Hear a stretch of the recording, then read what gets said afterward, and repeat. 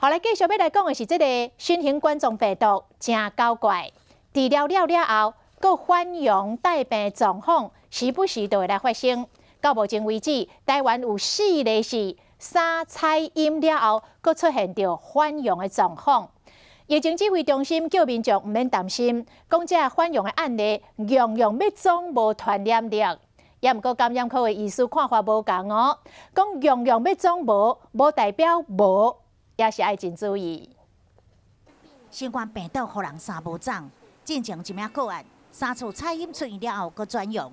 又搁出现3名个案出院了后采检，结果又搁伫个阴阳之间，累积台湾438名确诊者当中有4个人复阳。虽然指挥中心表示病毒量低，但讲无传染力，但是医师认为也是免个大意。感染力确实是比较低了。那低跟零是不是低到0，完全不用有传染性？这个就是大家还不是非常有把握的地方。你很认真的帮每个人一直追踪下去，你就会抓到比较多的复阳。国内医师表示，包括南韩、中国拢有出现着复阳的案例，因为亚洲地区疫情是渐渐较平稳，才有时间去追踪康复者。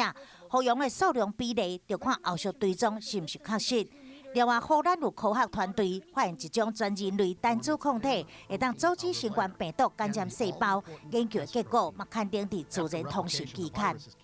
如果新冠病毒有一个抗体，那每个月打1次，说不定也可以达到预防的效果。但是成人的那个剂量会很高，它的发挥会更巨大。